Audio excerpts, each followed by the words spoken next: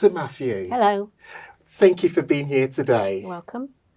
Can I just say, Happy Pride Month. Happy Pride Month. It's a wonderful, colourful month here at GBS, isn't it? Yes, it is. So let's dive straight into the question. Can you tell us a bit about your background and your role in education here at GBS? Okay, so I'm Dr. Matthew Carlisle and my pronouns are he and him. My background is as a secondary school teacher, particularly with young people with autism and young people who'd been in prison. I then moved on to conduct PhD research about children who'd been excluded from school and institutional discrimination. And from there I moved on to training teachers, first at Goldsmiths, part of the University of London, and now I'm at GBS as the Dean of Education, and I'm responsible for educating the lecturers here. Are we delighted to have you with us? Thank you. So, why is Pride Month important in the context of education? So people get educated to broaden their ideas of the world and to open their minds to things that they might not have known about. Pride Month is just a really good moment in time to remind everybody to embed inclusive content into the curriculum and inclusive practice into teaching and learning processes. I'm sure there are challenges. So what challenges have you faced in integrating LGBTQ plus content into the curriculum, and how have you overcome them? So I've done a fair bit of research on LGBT inclusive education, particularly in schools serving faith communities. And what's important is just to help everybody understand that in publicly funded services like university education and like school education, we have the Equality Act 2010, which protects LGBT people, people of faith, people of different ethnicities, people with different disabilities, men and women. And what that enables us to do is understand that LGBT inclusion is just part of a wider idea about inclusion more broadly. So the way that I approach it is to help people understand how within the Equality Act there is no hierarchy of equality. Everybody's important.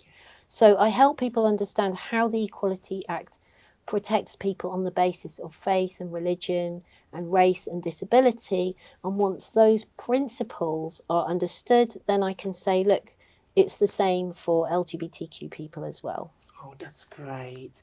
And what support systems are in place for LGBT plus students facing discrimination and mental health issues?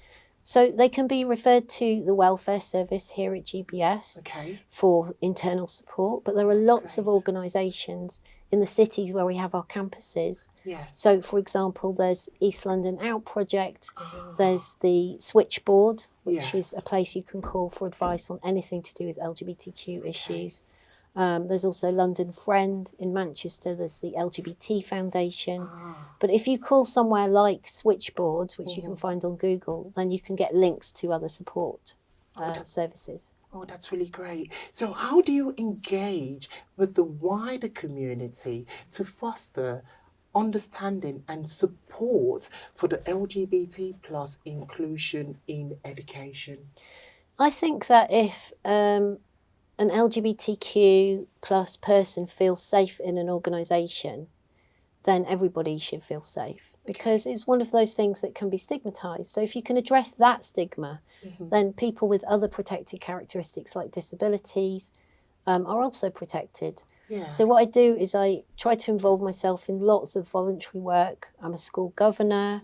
I work in charities and other organisations to support understanding of equalities, diversity and inclusion.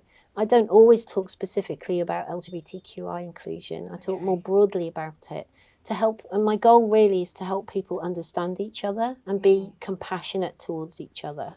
Oh, that's really great. And how can students, staff and the community contribute to these goals? The thing is, you might walk into a classroom and talk about LGBTQI inclusion. And it might be a classroom about construction management. And some of the people in that classroom might think, well, what has this got to do with me? The thing is, if you're training to be a construction manager, then you're going to be employing a wide variety of people. an underemployment law, those people are protected under the Equality Act. Yes. You might also be project managing a building project in the home of somebody who's a member of the LGBTQI community. And in order to support them to feel safe in their own home, the staff that you manage need to be okay with being inclusive.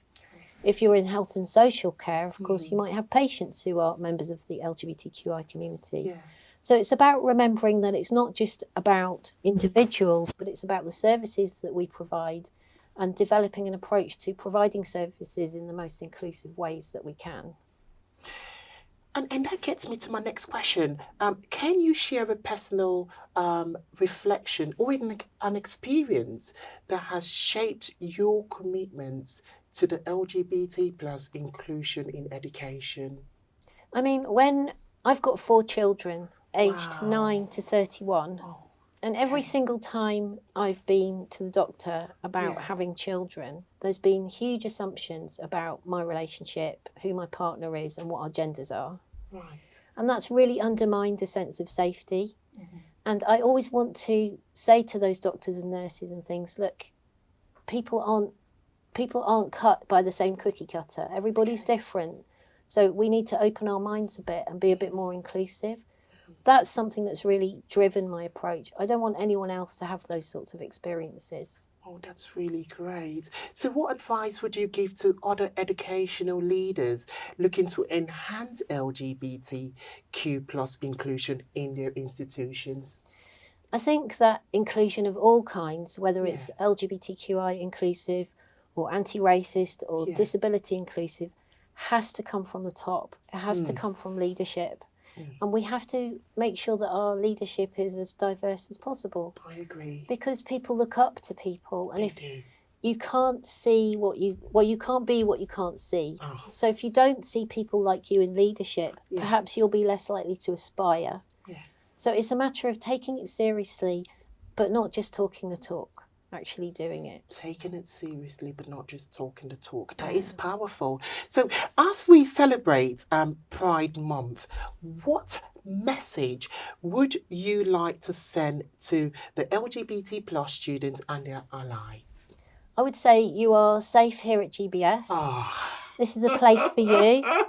And please talk about your experiences and share Talk them. about your experience and share them. I like that. Yeah. I like that, sir. So how can viewers, and my final question, how can viewers support LGBT plus inclusion in education beyond Pride Month?